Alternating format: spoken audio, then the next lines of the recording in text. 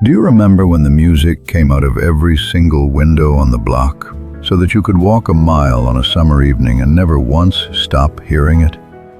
Do you remember standing on a corner under a streetlight with 3 or 4 of your buddies working out the harmonies, every one of you certain you were the next group that little house on West Grand Boulevard was going to make famous? Do you remember your daddy coming home off the line, tired to the bone but with a real paycheck in his pocket, to a brick house on a street where near every family owned their own? Do you remember piling into the car on a hot afternoon and crossing the bridge over to Belle Isle, where the whole neighborhood would already be out on the grass? I'm Henry. Welcome to sweet old America. Today we're going back to the Motor City, Detroit, in the summer of the 1960s.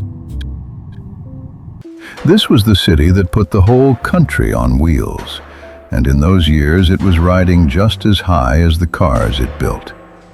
A city of good work and good wages, of tidy brick houses with the porch out front and the garden out back, where a black family up from the south could buy a home of their own and send the children to school with their heads held high. And out of it, out of these very streets, came the greatest music this country ever made. The sound of young America, they called it, and it truly was. Cut by neighborhood kids and carried out from Detroit to every corner of the earth. The churches rocked on Sunday, the line ran on Monday, and every day in between, the whole town sang. It was a good time to be here, about as good a time in about as proud a place as this country ever offered. So pull up a chair and pour yourself something cold. Come ride these streets with me. Let's go back. A summer morning came up over Detroit the way it comes up over any big northern city. Gray and cool at first, and then warming fast. But there was one thing about a black Detroit neighborhood in those years that set it apart from most, and you'd have seen it the moment you stepped out onto the porch. It was the houses. Street after street of them, tidy brick homes, 2 stories, with a real front porch and a patch of green out front and a garden out back, and a car in the driveway. And here is the thing that made a body's chest swell with quiet pride. The people who lived in those houses, so many of them, owned them. Owned them outright, or were paying them off honest. A whole street of black families who had bought their own piece of America and kept it up beautiful, the grass cut, the porch swept, the trim painted fresh. That was not a small thing. That was near a miracle, for a people who a generation or 2 before had owned nothing at all, not even themselves. And a block like that was a whole world, and it held together tight. Everybody knew everybody. The folks next door had been there 20 years, and the folks across the street were kin to the folks down the corner, and half the block went to the same church. The grown folks kept an eye on the whole street, and a child could not misbehave 2 doors down without his mother knowing about it before he got home, because somebody would have picked up the phone or leaned over the fence. If a family fell on hard times, the food appeared, quiet, so as not to shame anybody. If somebody took sick, the neighbors sat with them. If a young couple was just starting out, the older ones showed them how to keep a house and stretch a dollar. There was a code, unwritten but iron. You kept your place up, you raised your children right, you minded your own business, but you were there in a heartbeat when a neighbor needed you. It was a community in the truest sense, a whole street of people who had each other's backs. And a child raised on a block like that grew up knowing, down deep, that he was watched over and cared for and belonged. You'd hear the morning start easy. A screen door, a car starting up, somebody's radio coming on. And the heat building slow over the brick and the blacktop, promising a scorcher by afternoon. Children drifting out to the porches and the sidewalks with the whole long summer day in front of them. And already, somewhere down the block, out of an open window, the music starting up. Because in Detroit, in those years, the music never really stopped. Now, to understand these streets and these proud brick blocks, you have to know how the people got to them. Because near every black family in Detroit had come from somewhere else. And that somewhere was the South. They'd come up out of Alabama and Georgia and Mississippi, out of the cotton and the cane and the Jim Crow. In the Great Migration, that vast movement of black folks out of the rural South and into the industrial cities of the North, looking for work and looking for freedom. And Detroit had a magnet the other cities didn't have quite so strong, and that magnet was the automobile. There was work in the plants, real work at a real wage. And word of it went south, and the people came by the train load and the car load. A father first, maybe, sending for the family once he was set. Until whole church congregations and whole counties worth of folks from down home had transplanted themselves to the west side and the north end of Detroit and started over. They brought the South with them, the food, the church, the music, the way of speaking, the manners. And they planted it in the northern city and made something new out of it. Ask an older person on that block where they were really from, and they'd name a town in Alabama or a county in Georgia, and something would soften in their face. They remembered the red dirt and the cotton, the grandmother's porch, the little country church, the long, hot days in somebody else's field for somebody else's profit. They remembered why they'd left, too, the daily indignity of it, the danger, the ceiling nailed down over every hope. And they remembered the leaving, the train north, the first sight of the great smoking city, the strangeness and the cold and the promise of it. They had come with almost nothing and built all of this, these brick streets, out of their own labor and their own faith in a single generation. That was the story under every roof on the block, and it made those tidy houses something more than houses. They were monuments, every one, to somebody's courage. But before we walk these west side streets, we have to go back in memory to where it all began. To the old heart of black Detroit that wasn't there anymore, and that the older folks still spoke of with a catch in their voice. Because when the first great waves of the migration came, they had settled on the near east side in a neighborhood called Black Bottom, and its bright light district called Paradise Valley. And the main street of it all was Hastings Street. Oh, Hastings Street. For decades, that was the beating heart of black Detroit, the shops and the churches and the pool halls, and, above all, the music, the jazz and the blues clubs of Paradise Valley that drew the greatest names in the country and were famous coast to coast. It was crowded, and it was poor, and it was alive, gloriously alive. Joe Louis, the brown bomber, the heavyweight champion of the whole world, and a hero to every black soul in America, had come up poor right there in Black Bottom. The Reverend C.L. Franklin had first opened his church on Hastings Street. And the music that would one day become Motown had its deepest roots down there too, in the clubs of Paradise Valley, where Detroit had learned to swing and shout long before anybody hung a sign on a house on West Grand Boulevard. It was a whole world, self-made and self-sufficient, a black city inside the city, and for all that it was crowded and hard, the people who came up in it loved it with their whole hearts, and by the 60s, it was gone. The city had decided in those years to run its new freeways right through the middle of it, and to clear the old neighborhood in the name of what they called urban renewal. And so they had knocked it all down, the homes, the shops, the clubs, the churches, and poured the concrete right over the top of it, and scattered the people who had lived there to the winds. Hastings Street, that street the bluesmen had sung about, simply ceased to exist, buried under a highway. Now the folks had mostly moved on and up, out to those better brick houses on the west side, and that was a step up, and nobody wanted the old crowded days back exactly. But something had been lost when Black Bottom came down. Some closeness, some center, and the old-timers knew it, and on a summer evening they'd tell the young ones about Hastings Street the way you'd tell about a country you could never go back to. So the life had moved west, and by the 60s the great black main street of Detroit was 12th Street. 12th Street ran for a good mile through the heart of the west side, and it was a busy, bustling, humming commercial strip, packed with everything the neighborhood needed and wanted. There were the clothing stores and the shoe stores, the drug stores and the five and dimes, the grocers and the meat markets. There were the record shops, of course, with the latest sides turned up loud and spilling out onto the sidewalk.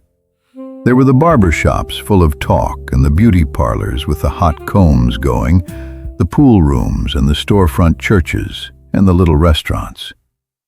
On a Saturday it was shoulder to shoulder, the whole neighborhood out doing its shopping and its visiting, the women in their good dresses going store to store, the men gathered in knots on the corners, the children in tow with an ice cream or a bag of candy.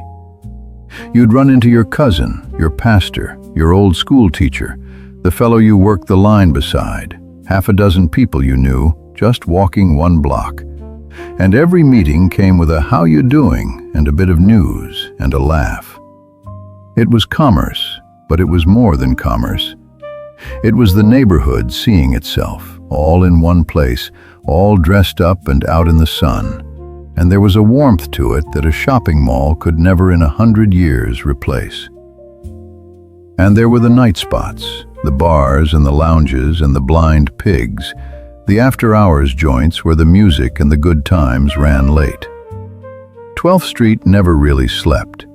Day or night it was full of people and full of life, the neighborhood's own downtown. And a body could get anything they needed and see everybody they knew just by walking its length on a summer afternoon.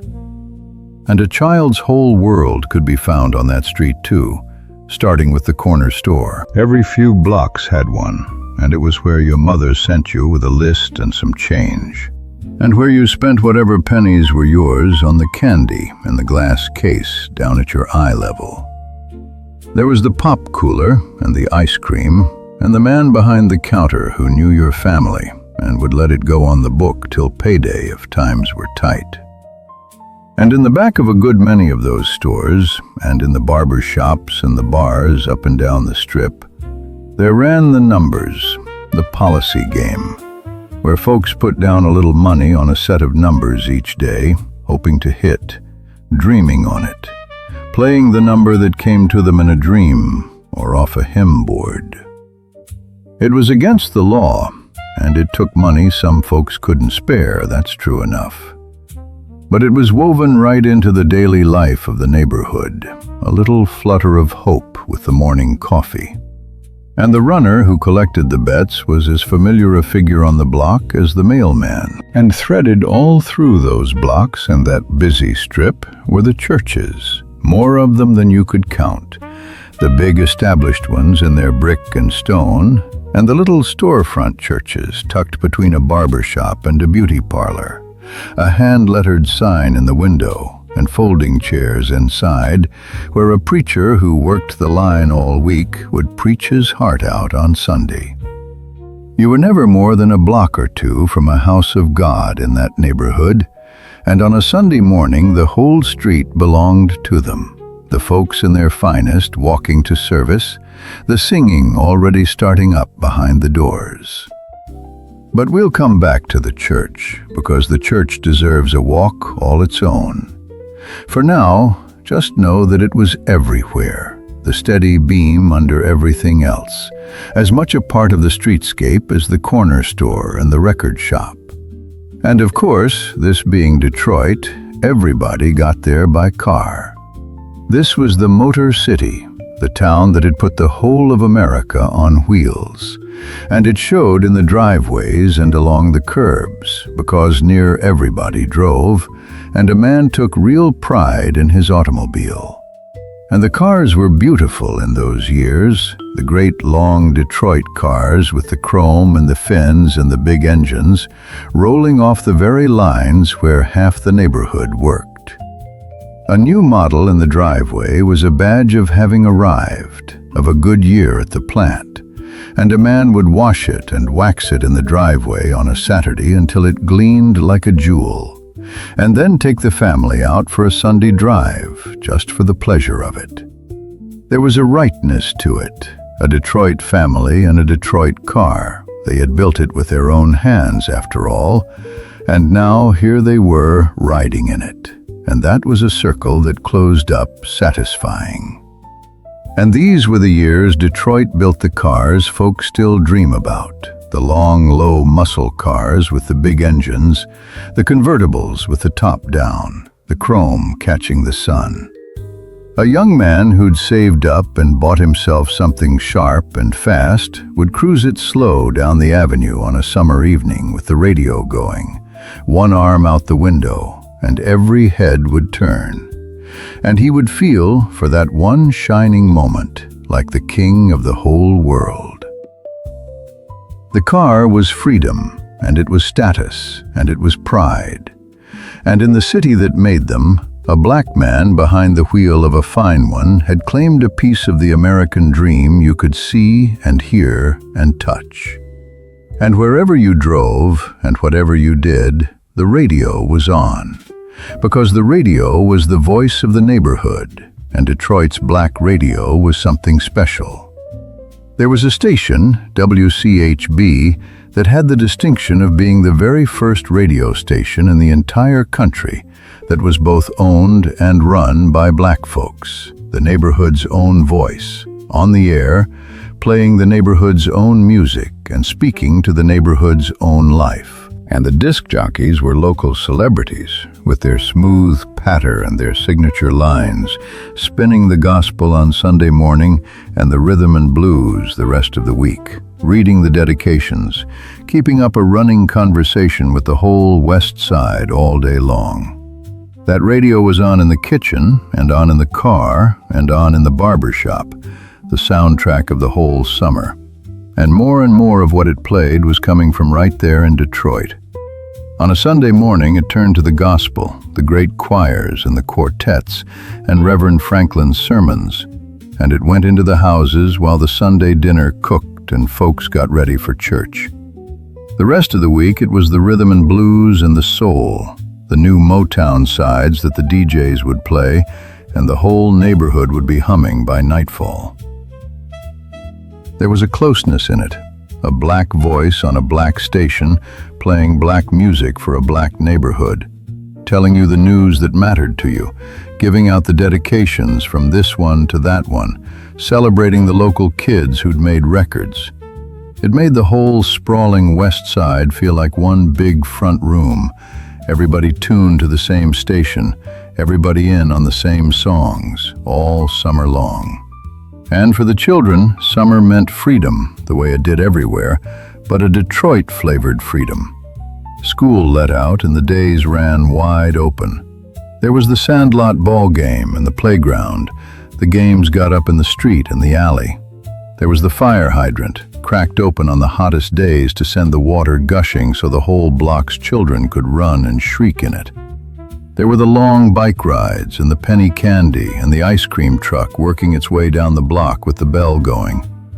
And there was always the music to move to, and the older kids on the corner to admire, and the whole neighborhood to roam, safe in the knowledge that a dozen grown folks were keeping a loose eye on you the whole time. A Detroit childhood in the summer was a rich one, whatever a family had or didn't have in the bank. Now all that living works up an appetite, and Detroit ate well, because the migration had brought the whole cooking of the South up north with it. Soul food was the Sunday food and the celebration food and the comfort food all in one. The fried chicken, the greens simmered down with the smoked meat, the mac and cheese, the candied yams, the cornbread, the peach cobbler, and the sweet potato pie. Every family had its cooks and its recipes brought up from down home, and a good Sunday dinner could feed half the block. And for the everyday, for a quick bite downtown or after a night out, Detroit had a thing all its own, and that was the Coney dog. A hot dog in a steamed bun, smothered in a beanless chili and mustard, and a pile of chopped raw onions, served up fast at the Coney counters that ran all hours. You ordered them 2 at a time, with an order of fries and a pop, standing at the counter or in a booth at all hours. And there was no better cure for a long day or a late night in the whole city. And no Detroiter alive who didn't have a favorite Coney counter they'd defend to their last breath. But the true glory of Detroit cooking came on Sunday, after church, when the whole family gathered for the big dinner. That meal was the week's reward and the week's ritual all in one. And a mother and a grandmother would be at it half the day, the chicken frying up crisp and golden, the greens that had been simmering with the ham hock till the whole house smelled of it, the mac and cheese baked with a crust, the yams candied sweet, the cornbread, the rolls, and the pies and the cobbler cooling on the counter and daring the children to sneak a finger. The good dishes came down off the shelf, the table stretched out with the leaves in it, and the family gathered, 3 generations of it, grandparents and parents and a pack of children at their own little table. Everybody's plate piled high, the blessing said, and then 2 hours of eating and talking and laughing in the middle of the day. There was always enough, and always some to spare for a neighbor or for whoever's child happened to be around. Because a Detroit table, like a Detroit heart, had room in it. That Sunday dinner, more than anything, was home. So put all of it together now and stand out on a west side street on a summer evening as the heat finally starts to let up. The porches filling with folks come out to catch the cool. The children playing up and down the block, called by name by mothers who knew every child on the street. The smell of somebody's supper and somebody's barbecue going in a backyard. The cars rolling slow down the street with the windows down and the radio up. And on the corner, under the streetlight as it flickered on, a group of young fellows, 3 or 4 of them, heads together, working out the harmonies to the latest song. Because every corner in Detroit had its singing group in those years. Every one of them dreaming that they'd be the next ones discovered, the next ones to walk into that little house on West Grand Boulevard and walk out a star. And it was no idle dream, and that was the beautiful thing about it. Because in Detroit in those years, it actually happened. The kids down the block really did get discovered. The girls from the projects really did become the most famous singers in the world. Everybody knew somebody, or knew somebody who had made it. And so when 4 young fellows worked out their harmonies on a corner till past dark, they weren't just playing. They were auditioning for a future that was really, truly, right there within reach, close enough to touch, in a way it had never been for black young people anywhere before. That was the electricity in the Detroit air in those years. The dream was real, and it was local, and it just might be you. The music was everywhere, coming out of the windows, coming off the corners, riding on the warm summer air the whole length of the street. It was the sound of a neighborhood that was doing well and knew it. A proud people in a proud city at the very top of their climb. And that, right there, was the heart of Black Detroit in those years. Not any one street or store or song, but the whole of it woven together. A people who had come up out of the cotton with nothing, and in a single generation had bought the brick houses and filled the churches and built a middle class and put their children on a path their own parents could never have dreamed of. And who, on top of all of that, were just then giving the entire world the music it would dance to for the next 50 years. It was a community that had every reason to hold its head high, and it did. There was hardship in it, and there was struggle, and there were doors still shut that ought to have been open. But on a warm summer evening in the middle of that decade, standing on a west side street with the porches full and the children playing and the music pouring out of every window and off every corner, you would have been hard-pressed to find a prouder, more alive, more hopeful place anywhere in America. And it was, though nobody said it out loud, about as sweet as life gets. Hold on to that feeling. Hold on to it tight. We're going to need it, you and I, before this walk is through. For now, though, the sun is going down warm over the west side. The music is playing, and the whole neighborhood is out. Let's just stay here a while, in the good part, in the sunshine, where it all began, and where the whole city was still climbing. Now, if you want to know where the fun was in Detroit in those years, where the joy of the whole place seemed to gather and pour out, you have to go to one particular house. It didn't look like much. It was a modest two-story place on West Grand Boulevard, the kind of house you'd walk right past, except for the sign somebody had put up across the front of it. The sign said, Hitsville, USA. And it was no boast. It was the plain truth. Back in 1959, a young songwriter named Berry Gordy, who'd worked on the Ford line himself and hated it, borrowed $800 from his family's savings club and bought that house.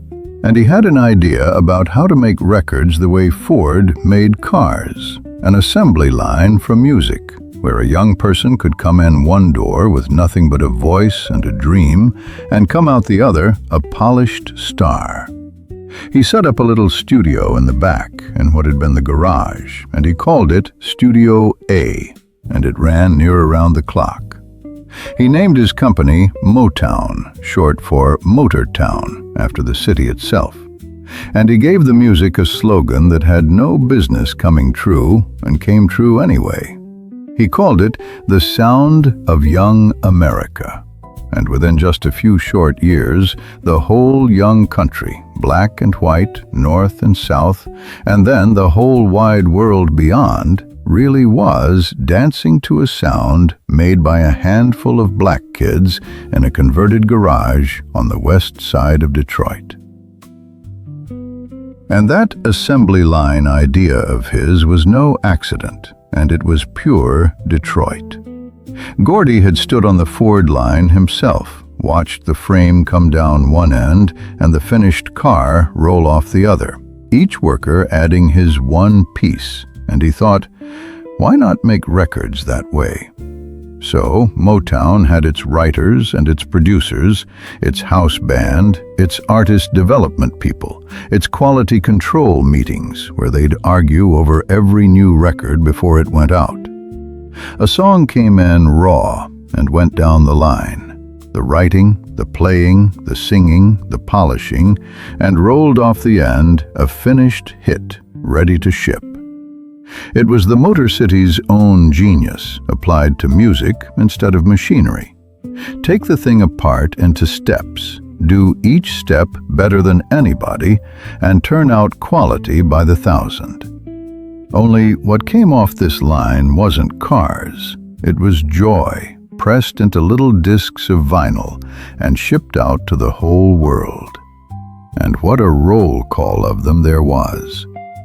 Out of that little house came the Supremes, with Diana Ross out front, the most successful of them all. Out of it came the Temptations, 5 men in matching suits doing those synchronized steps. And the 4 Tops, and Smokey Robinson and the Miracles, and Marvin Gaye, and Martha and the Vandellas, and Gladys Knight, and Mary Wells, and Junior Walker, and a blind little boy genius on the harmonica they billed as Little Stevie Wonder. One neighborhood, one little company, and it produced more stars and more hit records than seems possible for one city in one decade, let alone one house. And oh, the songs. Say the names and you can hear them start up in your mind, clear as the day they came out. My Girl, the Temptations, that guitar line coming in like sunshine. Where Did Our Love Go? And Baby Love, And Stop in the Name of Love, the Supremes, one after another, near a dozen number ones. Marvin Gaye, How Sweet It Is, Ain't No Mountain High Enough. Smokey with The Tracks of My Tears and Ooh Baby Baby, that voice like silk. The Four Tops, I Can't Help Myself. Levi Stubbs pleading his heart out. Junior Walker's saxophone honking on Shotgun. Little Stevie, Fingertips, a live record with a 12-year-old blind boy tearing the roof off. These weren't just hits. These were the soundtrack of a generation's whole youth. The songs you fell in love to, danced to, cried to, grew up to. And every single one of them was made right there in Detroit, a few blocks from where you lived.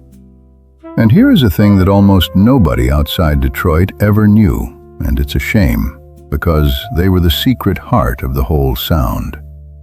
Behind all those famous singers was a band, a house band of Detroit musicians who played on nearly every record. The Funk Brothers, they called themselves, jazz players mostly, working down in that basement studio day and night. And those unsung men playing in that basement played on more number one hit records than the Beatles, the Beach Boys, and Elvis Presley all put together. Think of that. The most successful musicians in the history of popular music, and they did it in a basement on West Grand Boulevard. And for years, hardly a soul knew their names. That was Motown. The magic was made by regular Detroit folks, and the city knew it, even if the record labels didn't always say so. And there was a sound to it, a Motown sound that you could pick out of the air in 1 second flat, even now. It had that big backbeat, and the tambourine ringing bright on top, and the strings and the horns behind the voices, and a bass line that walked and jumped and made you move whether you meant to or not. It was polished, and it was joyful, and it was built, every bit of it, to make a body get up and dance. Berry Gordy tested every record by whether a teenager would spend their last quarter on it. And if it didn't pass, it didn't go out. So what came out of that basement was pure joy, pure craft, pure Detroit. And it had a way of finding the good in a hard day and lifting it right up. That was the gift the city gave the world, and it gave it away by the millions, 1 3-minute 45 at a time. But the thing that made Motown more than just a record company, the thing that made it a kind of miracle, was where the talent came from. These weren't trained professionals brought in from somewhere else. These were neighborhood kids. The Supremes, Diana Ross and Mary Wilson and Florence Ballard, came right out of the Brewster housing projects. 3 girls from the projects who became the biggest female singing group the world had ever seen. Smokey Robinson was a Detroit boy. Stevie Wonder was a blind child from the neighborhood. They were the kids from down the block, from the church choir, from the corner group, and Berry Gordy took them in and made them into royalty. And he did it on purpose, with a whole system for it. Motown had a department called Artist Development, right there in the building, and it was a finishing school. A woman named Maxine Powell, who'd run a charm school, taught those young people how to carry themselves, how to walk, how to sit, how to speak, how to handle themselves with grace in any company, because she told them plainly that they were being groomed to perform one day for kings and queens, and by God, some of them did. And a man named Charlie Atkins taught them the moves, those smooth, sharp, synchronized steps that you can still picture the second you hear the songs. So a raw kid from the projects would come in and get the voice lessons and the dance lessons and the etiquette lessons, and come out the other side poised and polished and gleaming, ready for the Ed Sullivan Show and the finest stages in the world. It was a factory for turning Detroit's own children into stars, and it worked like nothing before or since. And think for a moment about what that meant to a child watching from the neighborhood. It meant the girl who'd sung in your church choir, the boy from 2 streets over, the group that used to practice on your corner, might any day now be on your television, and on the radio, and on a stage in New York or London, or on a marquee downtown. It had happened, and it kept happening, to real people from real Detroit blocks. And so every young person in that city carried a spark of it. The sense that greatness wasn't some far-off thing that happened to other people in other places, but something that came right up out of your own streets, out of kids just like you. That is a powerful thing to give a young person, especially a young black person in 1960s America, who was told in 100 other ways that the world's doors were closed. Motown held a door wide open, and the whole neighborhood could see clean through it to the other side. And when those polished stars went out on the road, they went out together, on a tour they called the Motortown Revue. The whole roster piled onto buses, playing theater after theater across the country. One incredible show. And when they came home and played the Fox Theater downtown, that grand old 5,000-seat movie palace with its lobby like an emperor's throne room, all gold and marble and a ceiling that soared up like a cathedral, the lines went clear around the block, and the whole neighborhood dressed to the nines and came out to see its own children up on that stage, made good, shining. To sit in that palace, dressed in your best, and watch a group you'd maybe seen practicing on a corner 2 years before, now up there in the spotlight in their matching suits, hitting those steps, the whole hall on its feet. There was a pride in that so thick you could near reach out and touch it.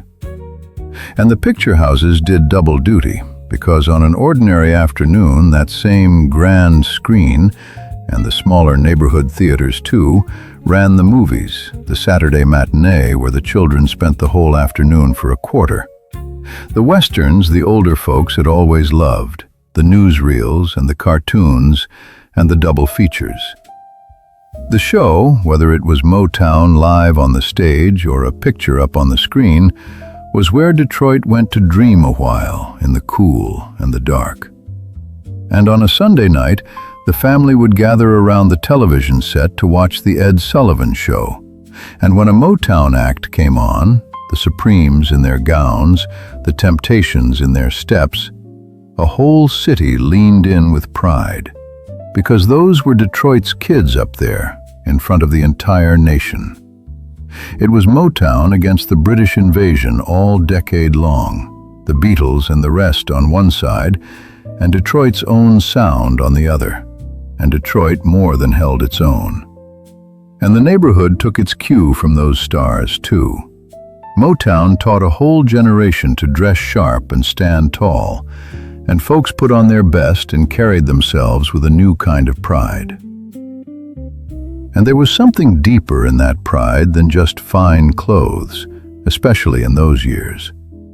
Here were black performers from Detroit, poised and elegant and dignified, being welcomed into the living rooms of white America on a Sunday night, admired the world over, treated like the royalty Maxine Powell had trained them to be.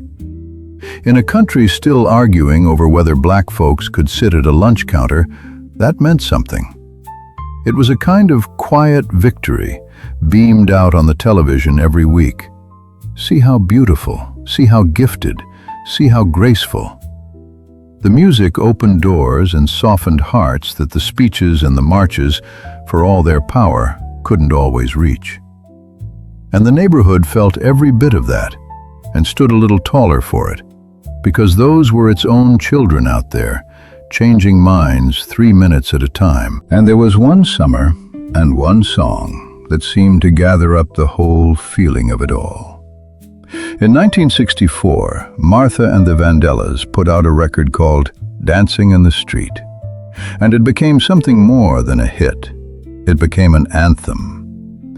It called out the cities of America by name and told them all to get out and dance. And that summer, that's just what they did. It came out of every window and every car radio, and folks really did dance to it.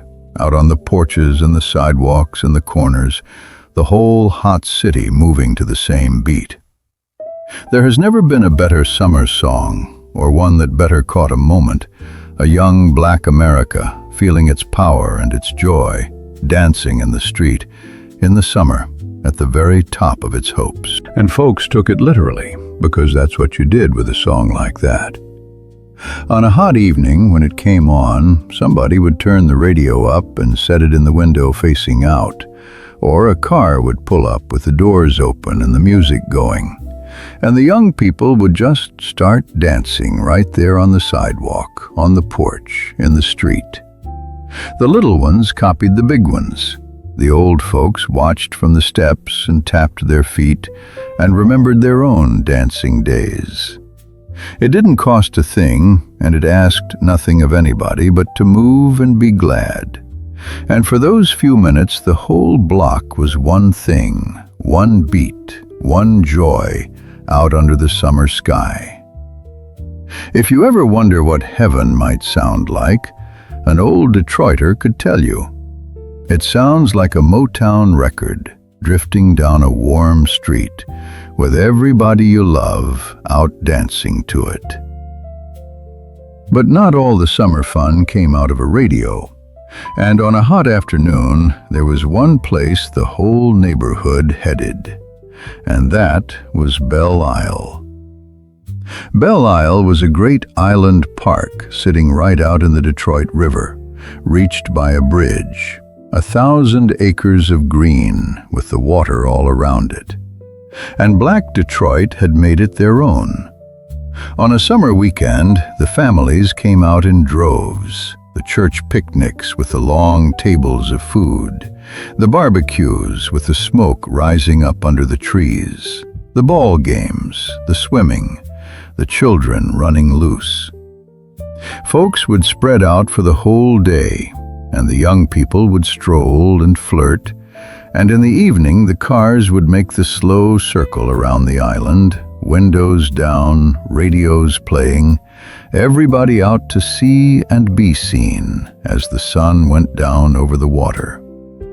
It was the neighborhood's backyard and front porch and dance floor all in one. And a Belle Isle summer day was one of the sweetest things a Detroit family knew. And getting there was half of it.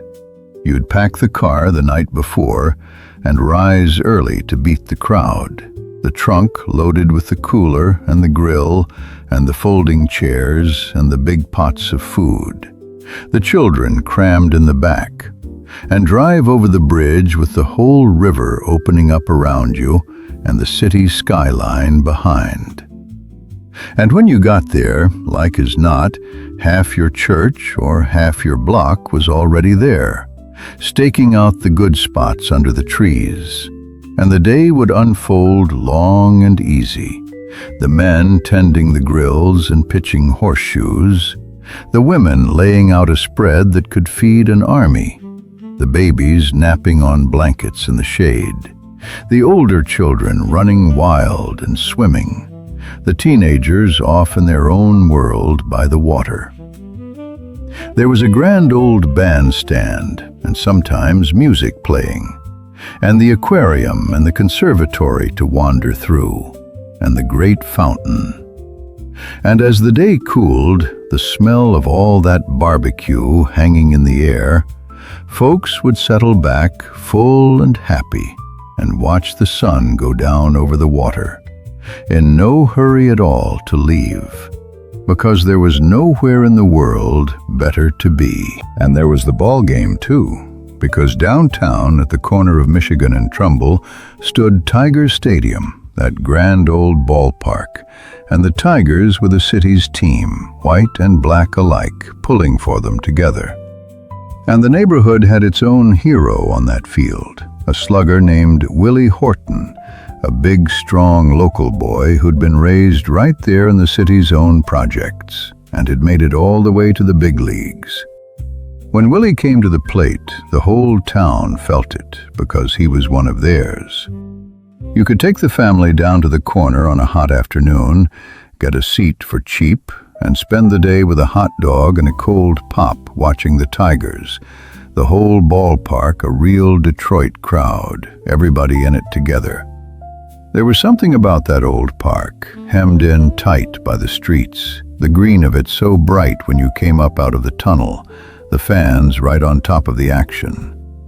And a father would take his boy down there and teach him to keep the score and buy him a bag of peanuts, and the two of them would sit through the long, lazy innings in the sun. And it was one of those plain good things that stitch a father and a son together for life. The ballpark was where the whole city, in all its kinds, sat shoulder to shoulder and pulled for the same 9 men. And on a good day, it felt like exactly the place America kept promising to be. And for the grown folks, and the young ones old enough, there were the ballrooms and the clubs. There was the Greystone Ballroom, a grand old dance hall where the big bands had played for decades, and where Motown itself would throw its dances and reviews, the floor packed with couples turned out in their finest, moving together under the lights. And up and down the avenues there were the lounges and the supper clubs, the little rooms with a combo in the corner, or a singer at a microphone, where a couple could get dressed up and have a night out. A drink and some music and a slow dance, grown and elegant. Live music was everywhere in that town, it had to be, in the city that was making half the records in America. And on a Saturday night you could hear it pouring out of a dozen doorways on a single block. The real thing, played live and hot a few feet away. And when the sun went down and the young folks wanted to dance, there was always somewhere to do it.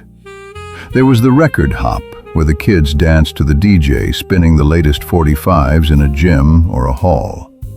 There was the house party, when somebody's folks were out.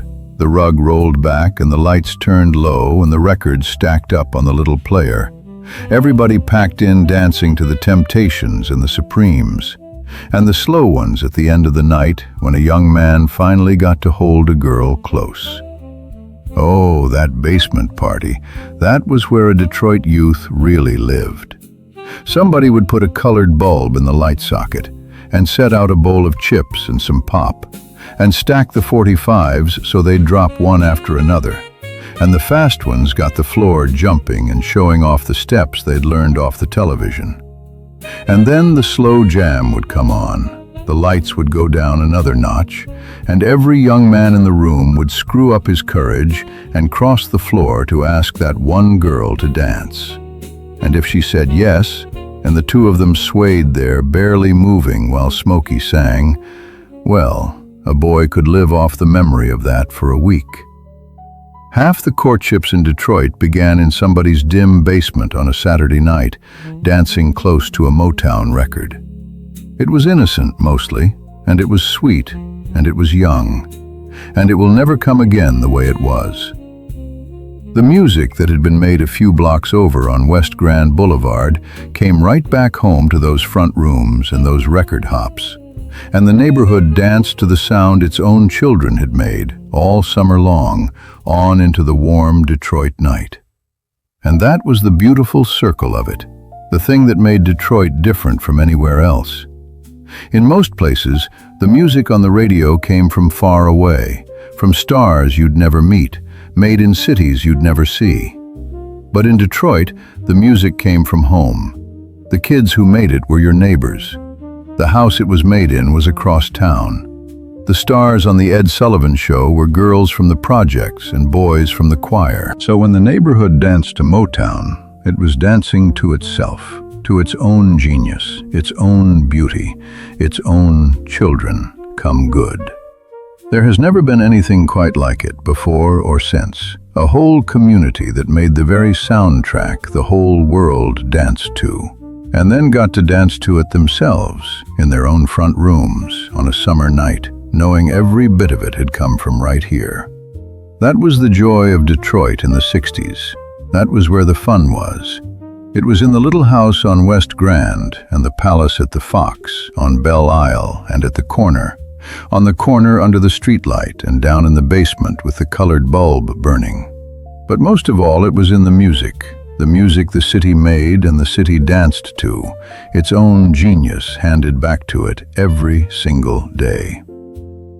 And there was no place on earth in those years that you'd rather have been young, black, and alive than the city of Detroit, With a summer stretching out ahead of you and a brand new Motown record playing on the radio, made by somebody who lived just a few streets over, somebody's cousin, somebody's classmate, one of your very own. Now all that joy, the music and the dancing and the Belle Isle summers and the brick houses with the porches, none of it fell out of the sky. It was earned, every bit of it, the hard way, in the great plants that ringed the city and ran day and night. Because before Detroit was Motown, before it was anything, it was the Motor City, and the whole of it stood on one thing: the automobile. So let's leave the music behind for a while and go out before dawn and see how this town truly made its living. The working day in Detroit started in the dark, and it started with a great gathering in of people toward the plants.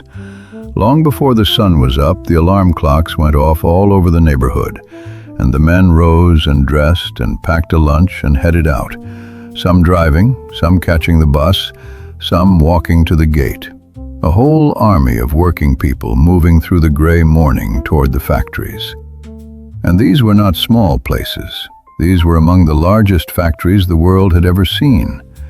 There was the mighty Ford Rouge plant over in Dearborn, a city unto itself, where the iron ore came in one end on the boats and the finished automobiles rolled out the other. Its own docks, its own steel mill, its own power plant, miles of it. Tens of thousands of workers pouring through its gates.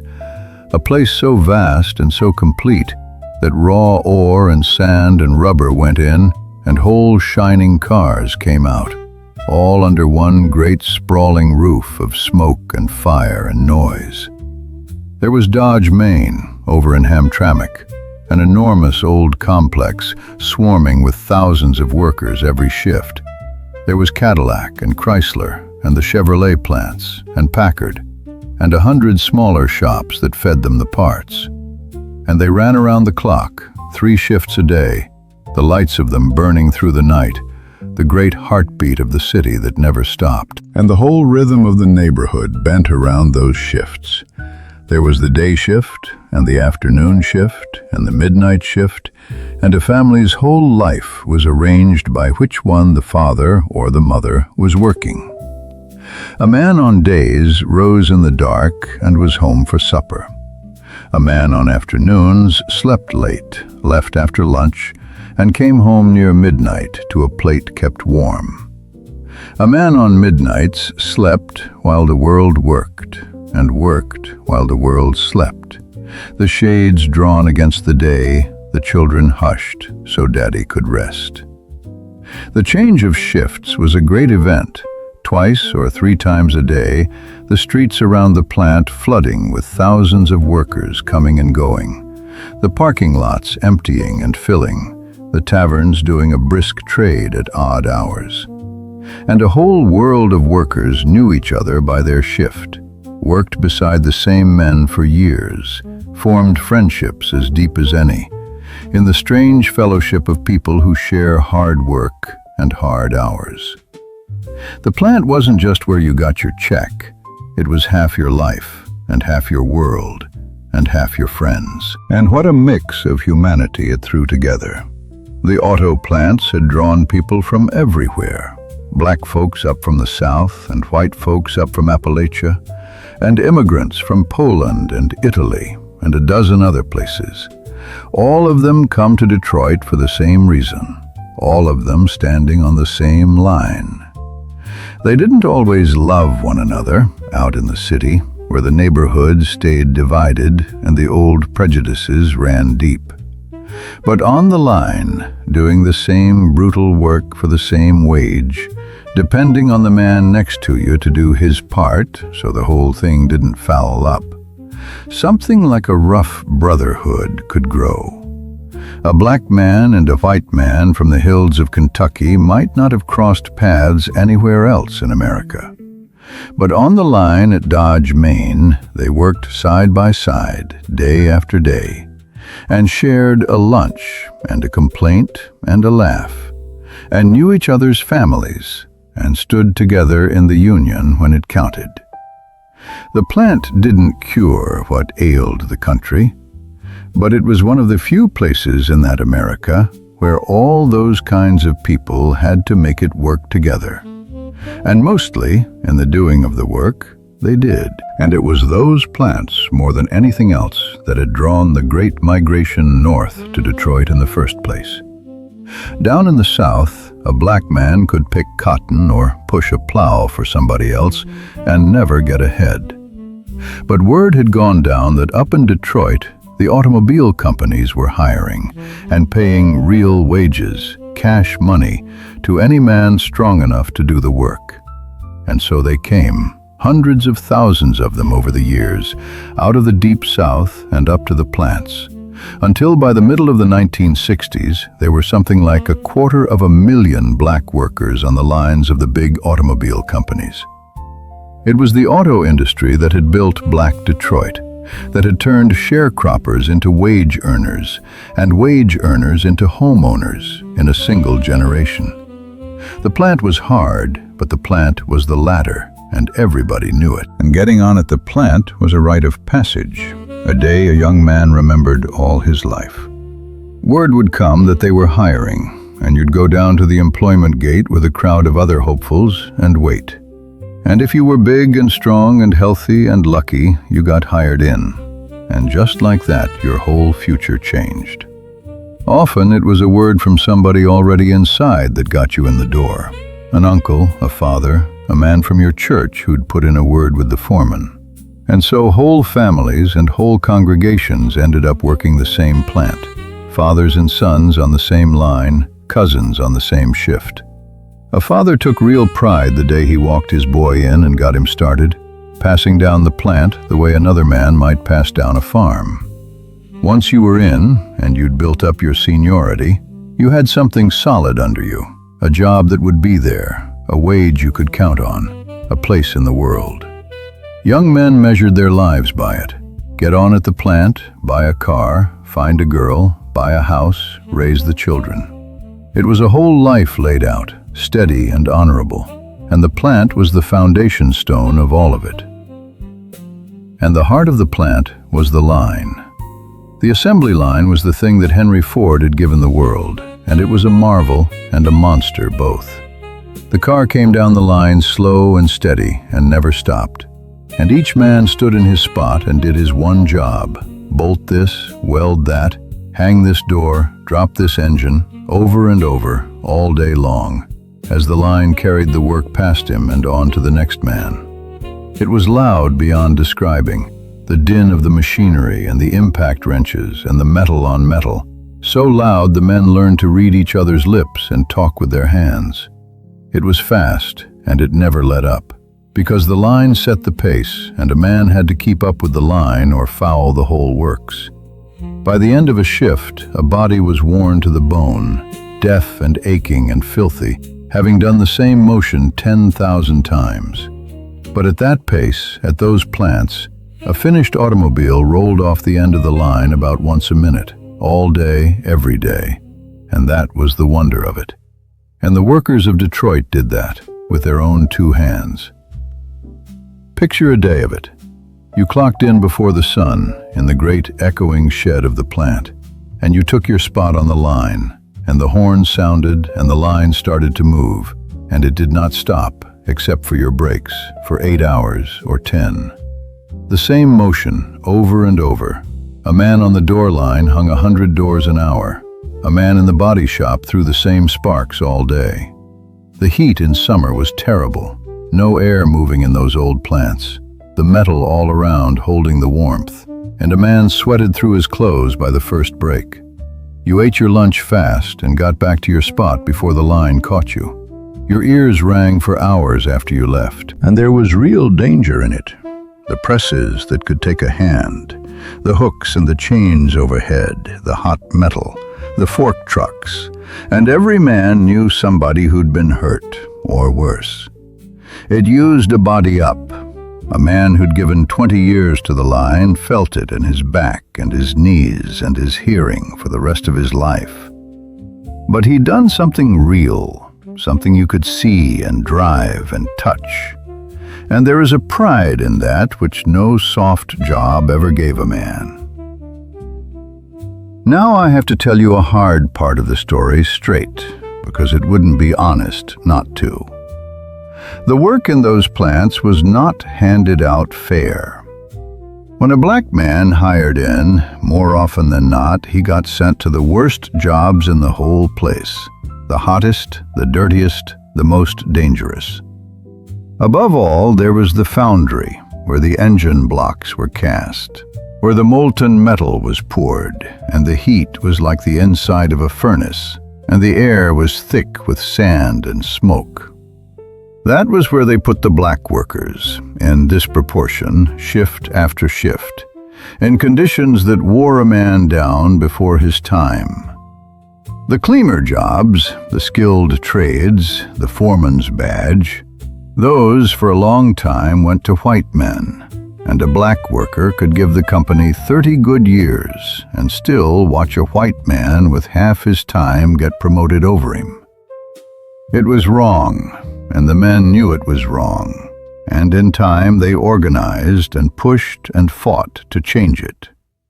The black auto workers became a force in the union and in the plants, pressing for the promotions and the skilled trades and the respect that had been withheld, standing up on the shop floor for a fair shake. It was slow and it was hard, and it wasn't fully won in those years or for a long time after. But the black working man of Detroit was nobody's fool and nobody's doormat. He'd come too far and worked too hard for that. And the long push for fairness on the line was part of the same great movement for dignity that was rising all across black America in those years, only fought out in the heat and the noise of the foundry instead of on the streets. But in those years, a black man in a Detroit plant carried a double load, the brutal work itself and the daily sting of knowing he'd been handed the worst of it because of the color of his skin. He carried it, most of them, with a quiet dignity, because there were mouths to feed and a house to pay for. But it should be said plainly and remembered, they earned their wage twice over. And yet, and this is the other side of it, the reason the men went back through that gate every morning, the wage was real, and it was good, and it changed everything.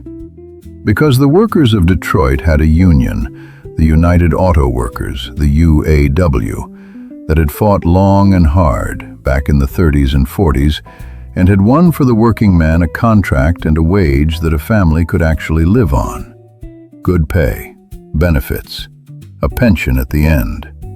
And what that meant for a black family fresh up from the poverty of the South was almost more than they could believe.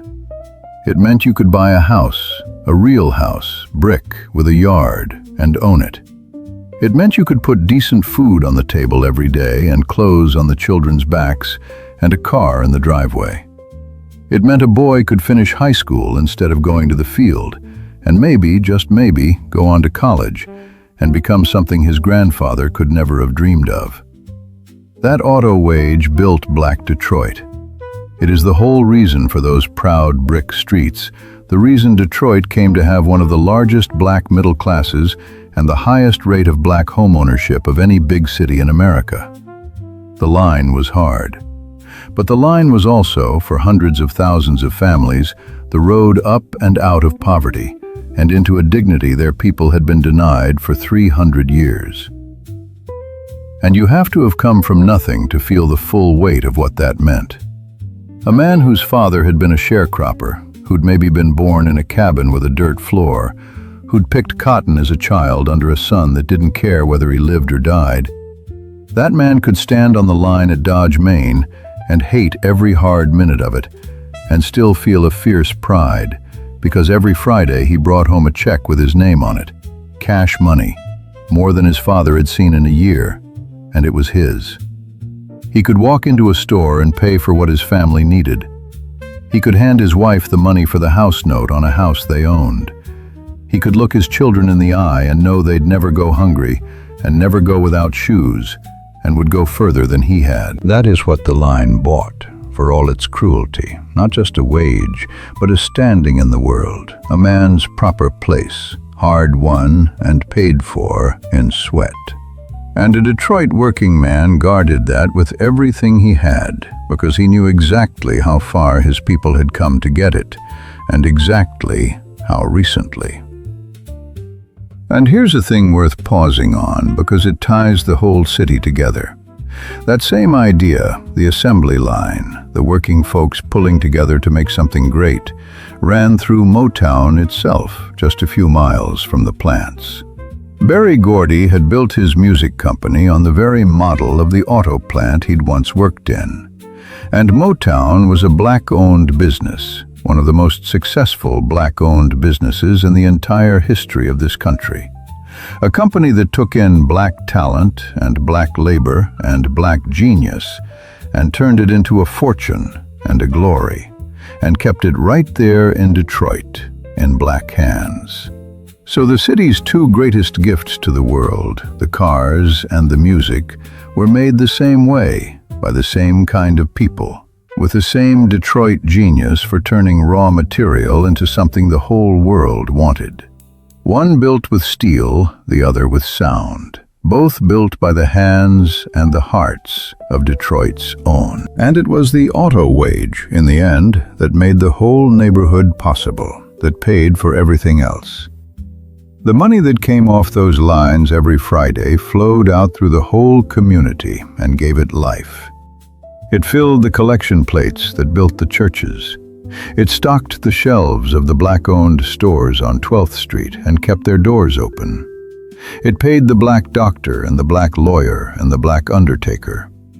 It bought the Sunday suits and the church hats and the school clothes and the record shop 45s. It sent the children to school and more on to college. The plant was the engine and the paycheck was the fuel. And the whole rich life of Black Detroit, the homes, the churches, the businesses, the music, the striving, hopeful whole of it ran on it. Take away the plant and the wage, and none of the rest of it could have stood. That is worth remembering in light of what was coming. But we have been talking about the men and the plants, and that leaves out the other half of the city's working life. Because the women of Detroit worked every bit as hard, and the household ran on them. Some worked outside the home, as domestics in the fine houses across town, as clerks and cooks and cleaners, as nurses and teachers and clerks in the offices downtown. And the ones who didn't draw a paycheck worked just as hard at home, and that work never stopped. It was the woman who got the children up and fed and off to school, who kept the house clean and the clothes washed and mended, who stretched the paycheck to cover the month, who cooked the meals and nursed the sick, and kept the whole family pointed toward church and toward school and toward something better. She was the anchor. In a world that gave a black man precious little respect out in it, the home she made was his kingdom and his refuge. And she built it and held it, day after day, mostly without a word of thanks.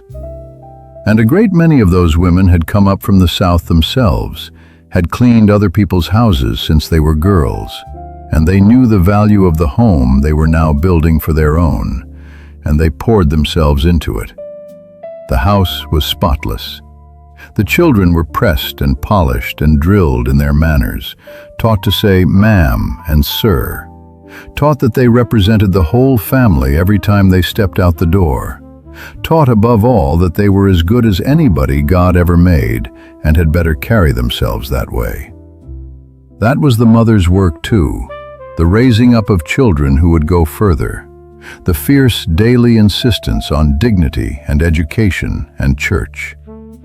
A Detroit mother would work herself to the bone and go without so her children wouldn't have to, and would sit up over their schoolwork, tired as she was, because the whole point of the migration, the whole point of all of it, was the children, and she was the one who carried that dream every single day. And on Sunday, when she put on her best hat and walked into church with her family scrubbed and shining around her, Everybody could see, plain as day, exactly whose strength had held that family together all week long.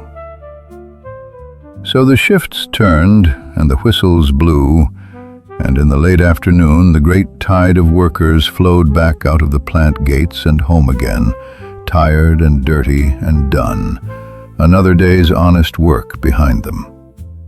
And a good many of the men would stop on the way home at the corner tavern, the neighborhood bar where a working man could stand at the rail with the fellows he'd sweated beside all day and have a cold beer and lay down the weight of the shift and talk over the ball game and the union and the world.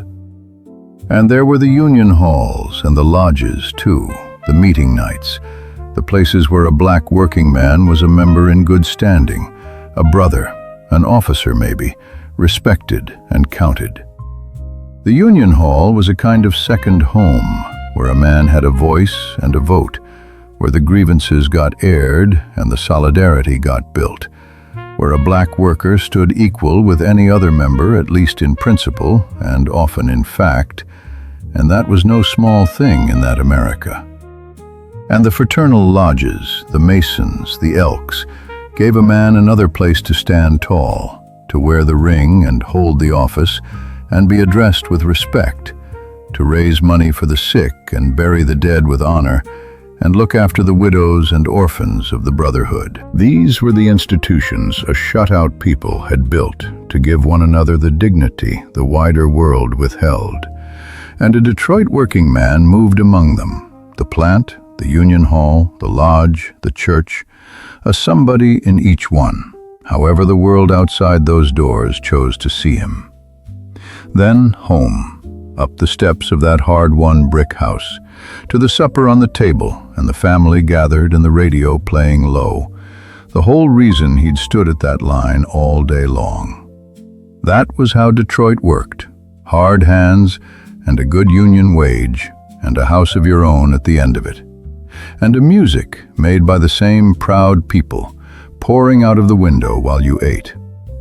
There was dignity in it, the deep kind, the kind a man could build a life on. And build a life on it they did, brick house by brick house, paycheck by paycheck, child by child sent off to something better. It was not an easy life, and nobody who lived it would tell you it was. But it was a good one, an honest one, a life a man and a woman could be proud of. And they had every right to believe, standing in that hard-won kitchen on a summer evening, with the music coming through the window and the children doing their homework at the table, that they had finally, after so long and so far, arrived somewhere solid, somewhere that would hold. They had come up from nothing and built a good and decent life with their own two hands, in one generation, against everything the world had thrown at them. And they had every reason on earth to be proud of it, and to believe it would stand for their children and their children's children after them. That belief was well earned. Whatever came later, and much did come later, no one can ever take from those men and women the truth of what they built, or the dignity of how they built it, or the honor they earned in the building. If you want to find the true soul of Black Detroit, the deep root that held up all the rest of it, the music and the work and the brick houses and the pride, you have to go where the people went on a Sunday morning. You have to go to church. Because after a week on the line, after the hard, hot work and the daily indignities, the south side of Detroit rose up on Sunday and put on its finest and went to worship. And that was the center of everything. The still point the whole spinning week turned around. And Sunday morning transformed the neighborhood. The same streets that ran with children and music all week went quiet and reverent and dressed up. The men were in their good suits, the children were scrubbed pink and stiff in their Sunday clothes. And the women, oh, the women were a glory. In their fine dresses and their white gloves and their hats, those magnificent church hats, wide-brimmed and bold, each one a crown, each one finer than the last. and the whole neighborhood walked to church, greeting one another on the sidewalks, the bells ringing out, everybody converging on the great brick churches and the little storefront chapels alike. Because whatever a family had, whatever the week had brought, on Sunday they belonged to something bigger than all of it, and they dressed and carried themselves to honor that. And getting the family to church was its own Sunday ritual, a whole production. The mother up before anyone, the Sunday dinner already started so it could cook through the service, the good clothes laid out the night before, the children scrubbed in the tub and inspected head to toe. There'd be the fight to get everybody dressed and out the door on time, the shoes shined, the hair pressed and curled or pomaded down, the little ones warned within an inch of their lives to behave in the Lord's house. And then the walk or the drive, the whole family together, meeting the other families along the way, all of them flowing toward the same doors. There was a dignity in it that no words can quite hold. A people who spent 6 days being treated as less than, walking on the 7th into a house that was theirs, where they were somebody, where they were children of a king, dressed like it and treated like it, and knowing it in their bones. Sunday was when Black Detroit reminded itself exactly who it was. And when the service got going, it took the roof off. The choir came in robed and swaying, and the organ and the tambourine drove it, and the whole congregation lifted its voice. The preacher started low and slow and built until he was near singing, and the people answered him back, the amens and the yes lords and the preach now call and response, the way it had been done since the plantation, since Africa. And somebody would catch the spirit and be up on their feet, and the ushers in their white gloves and the nurses in their white would come, and it would move through the whole room like a holy wind. The choir would rock, and the whole church would rock with it. The hand clapping and the foot stomping and the tambourine, the great swelling waves of sound, an old mother down front waving her hand and testifying, a deacon crying, the young people in the back caught up in it despite themselves. There is nothing else on this earth quite like a Black Baptist church in full flight on a Sunday morning. And everybody in that room, from the oldest saint to the smallest child, was carried up together on the same rising tide. Folks brought all of it to that room, the whole week's burden, the hard boss and the swallowed insult, and the worry over the bills and the children. And they laid it down, and they got filled back up so they could go out and face another week. That church service was how the people survived and thrived and kept their souls whole in a world that would have ground them down. It always had been. And the church was so much more than that 1 hour on Sunday, too. It was the very center of the whole community, the beam that held up everything else. There were the mothers of the church, the great pillars, the women in white who'd given their whole lives to it. There was the deacon board and the usher board and the trustees, offices that gave a working man who was nobody out in the world a place of honor and standing. There was the choir rehearsal on a weeknight, the Bible study, the Sunday school where the little ones learned their verses, the young people's group that gave the teenagers somewhere good to be.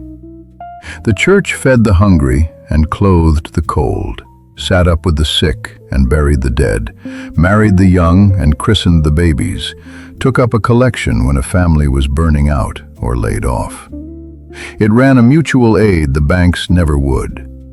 Many a black institution in Detroit, the schools, the businesses, the very civil rights movement itself, was born in a church basement and nursed at a church's breast.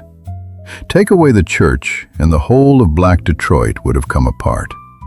It was the rock the entire city was built on, harder and more lasting than any steel that ever came off the line. And there was one church in Detroit, and one preacher, that the whole country knew.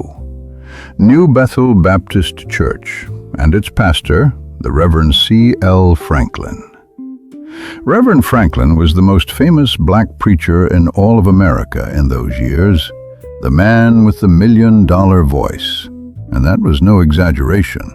His sermons were recorded and sold on records clear across the country, so that folks who'd never set foot in Detroit knew his voice and his preaching. He could take a congregation up to the heights and back, could whoop and moan and sing a sermon in a way that left the whole church spent and transported. Folks would line up down the block to get into New Bethel on a Sunday when he was preaching, and the church would be packed to the walls, the ushers turning people away, everybody wanting to be in the room when Reverend Franklin got going. He was a race man, too, a friend to Dr. King and a leader in the movement. And his church was a gathering place for the struggle as much as for the gospel. When the great and the gifted came through Detroit, they came through New Bethel. It was more than a church. It was an institution, a landmark, a beating heart of Black Detroit. And its pastor was as famous and as beloved as any man in the city. And here is the thing that ties the whole city together in one bow. It was in her father's church, New Bethel, that a shy young girl named Aretha Franklin first stood up and sang. Reverend Franklin's own daughter, raised right there in those pews, learned to sing the gospel in that church, and she would carry that church-raised voice out into the world and become the Queen of Soul, the greatest singer this country ever produced. It all started in a Detroit church on a Sunday morning, a preacher's girl singing to the glory of God.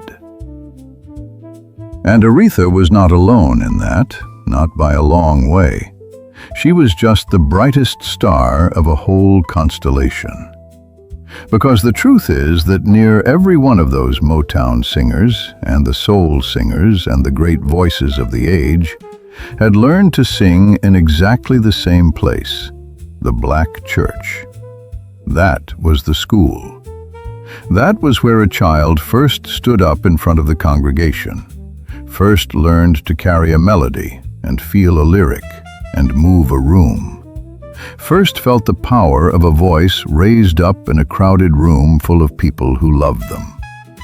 The gospel on Sunday morning and the soul on the Saturday radio were the same tree, the same roots, the same fire.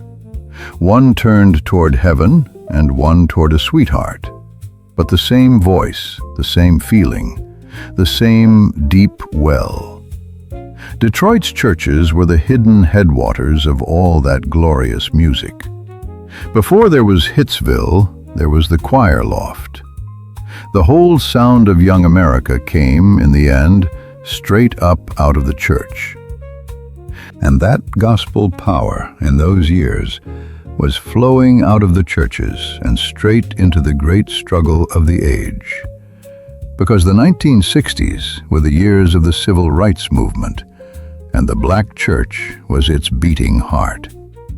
And Detroit had its moment, a mighty one that ought never to be forgotten.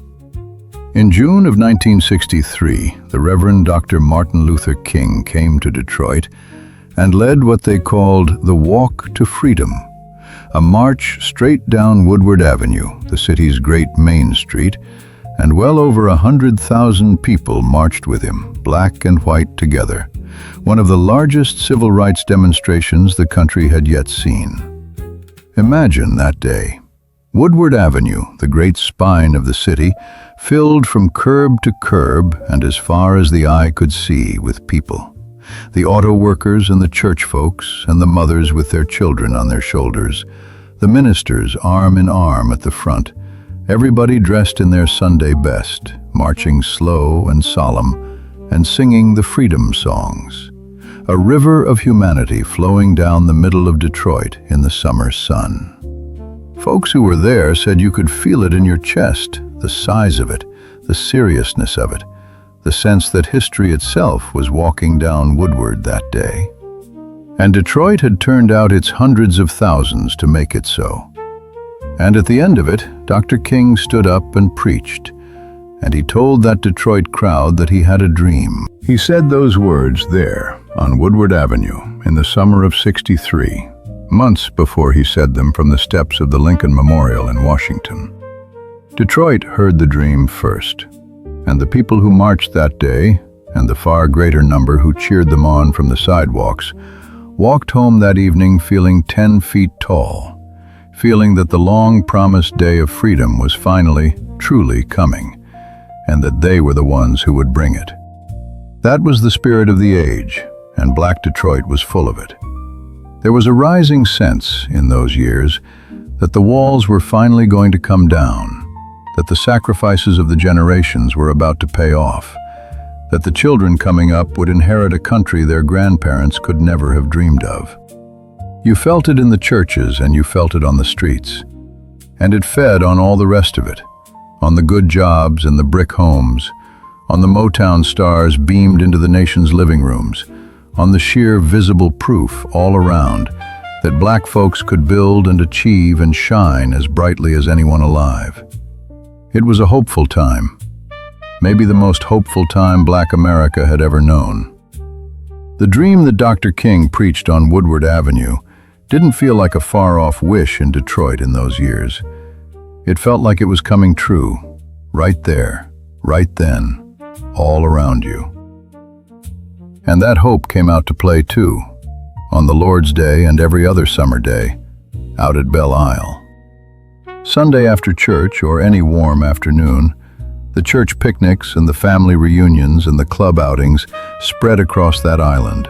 The long tables of food, the grills smoking, the deacons pitching horseshoes and the mothers of the church holding court in the shade, the children running in packs, the whole congregation out together in God's green sunshine. And it was all of a piece with the church and the block and the plant. The same people, the same looking out for one another, the same unwritten code that said we take care of our own. If your child wandered, a dozen church mothers watched him. If your plate was empty, 3 families filled it. Nobody was a stranger, and nobody was alone.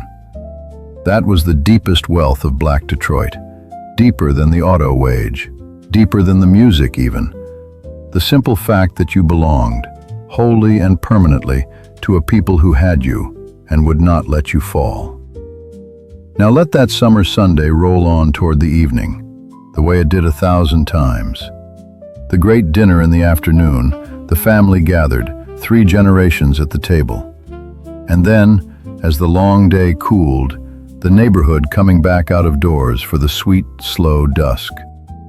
The old folks on the porches, the children out playing, running the last of their energy out under the streetlights as they flickered on. The men washing the car at the curb.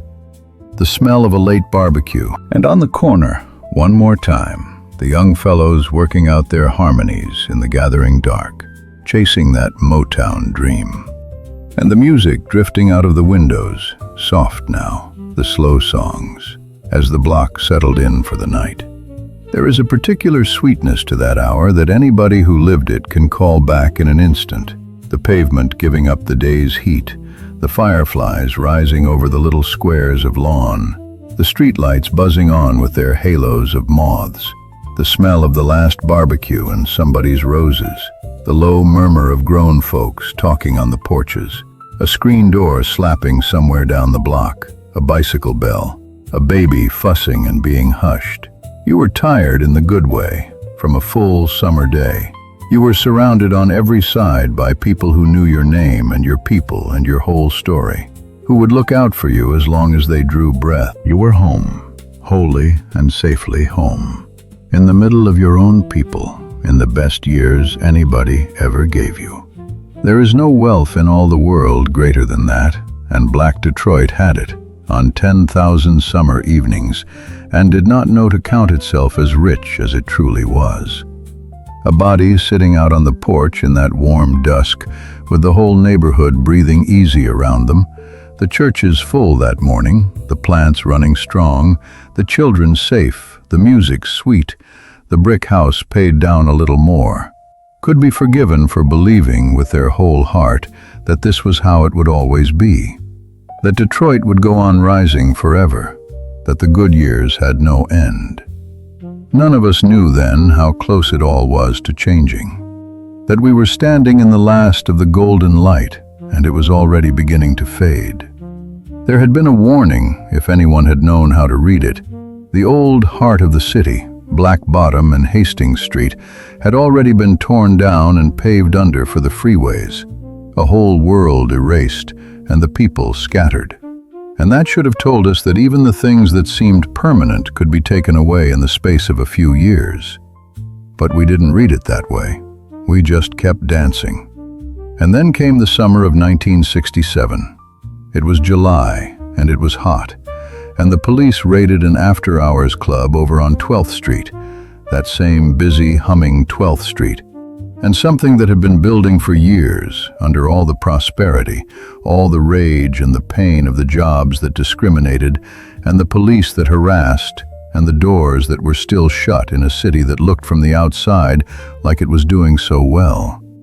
All of it broke loose at once. And for 5 days the city burned, and when it was over, 43 people were dead, and whole stretches of the neighborhood were in ashes, and Detroit was never, ever the same again. And in the hard years that followed, the thing that had been the city's crown and its glory and its gift to the whole world, Motown, packed up and left. Berry Gordy moved the company out to Los Angeles, chasing the movies and the bigger stage, and by 1972, it was gone. The little house on West Grand Boulevard emptied out. The sound of young America carried away to California, away from the streets and the churches and the corners that had made it. And the plants began to close, or move away, or shed their workers by the thousand. And the good jobs that had built the brick houses started to disappear. And the families who could began to leave. And the city that had been so full and so proud began, slowly, to empty out. It didn't happen all at once, but the golden years were over, and the long, hard road down had begun. And the Detroit of the brick houses and the full churches and the music in every window began to slip into memory. And here is the thing to understand, the thing that makes it sit so heavy. None of it was the fault of the people who had built that beautiful life. They had done everything right. They had worked the hard jobs and bought the homes and raised the children and filled the churches and given the world its music. They had held up their end of the bargain and then some. And still it slipped away from them, through no fault of their own. The jobs pulled out, the crown carried off to California, the promises that had felt so close on Woodward Avenue quietly broken. That is the sorrow at the heart of the Detroit story, and it is a sorrow that ought to make us angry as much as sad, because those folks deserved better. They deserved to keep the good world they had made. And for a while, one golden while, they had it. And it was as fine a thing as this country has ever produced. Nobody sitting on that porch in the summer of the middle 60s could have seen it coming. And how could they? You don't stand in the best years of your life, with your people all around you and the music playing and the whole future bright ahead, and think, hold on tight, it's going. You just live it. You think there'll be 1,000 more summers just like this one. That's the mercy in it, and the ache of it too, that they got to have those golden years without the shadow of knowing they were numbered. They got to just be happy and proud and hopeful in the sunlight while it lasted. But it was real. That's what I want you to carry away from tonight, more than anything. It was real, all of it, and no ending can unmake it. Those churches really did rock with the gospel on a Sunday morning. Reverend Franklin's voice really did fill that room, and his daughter really did learn to sing there before she became the Queen of Soul. 100,000 people really did march down Woodward with Dr. King, and really did hear the dream. Those kids from the projects really did become the biggest stars in the world, and the whole city really did dance in the street to the music they made. Your daddy really did own that brick house, bought with his own hard hands. The Sunday hats and the church choir, the assembly line and the union card, the corner harmony and the record hop, Belle Isle in the sun and the whole town dancing in the street. It was all real, every bit of it. And it was as fine and as proud a life as this country ever offered anybody. And it belonged to a people who had come up from bondage and cotton to build it in a single generation. It happened. It was true. It was glorious. You were there, so many of you, and you remember it. And as long as you remember it, it is not gone. It lives in you on a warm night like this one, every time you close your eyes and let it come home. And it is your sacred charge to tell the young ones, so that they will know what their people built and what was in them and what is in them still. So close them now and come back with me one last time to a summer evening in Detroit when the world was young and so were you. Stand at the top of your own West Side block and look down it in the last of the light, the brick houses in a proud row, every porch light coming on, the neat lawns and the swept walks, the cars gleaming at the curbs, a whole street of homes that black hands had bought and black families had made beautiful. Hear the Motown drifting down the block, and the children calling in the dusk, and the corner group finding that high harmony, and your mother's voice calling you into a house that was warm and safe and full of everyone you loved. Feel the whole proud city humming around you, at the very top of its hopes, sure that the best was still to come. That place was real. Those people were beautiful and strong and gifted beyond measure, and they gave this country its very heartbeat. And nothing, not the fire, not the leaving, not all the long, hard years since, can ever take one note of that music or one bit of that glory away from you. It was yours. It will always be yours. You were there when Detroit was young and proud and singing, and that is a thing to carry with your head held high for all the rest of your days. Rest easy now, my friend. You come from greatness. You come from a people who made a way out of no way, and made it beautiful, and made the whole world sing along. Don't you ever let anybody tell you different. I'm Henry. I miss those days. The sweet old America.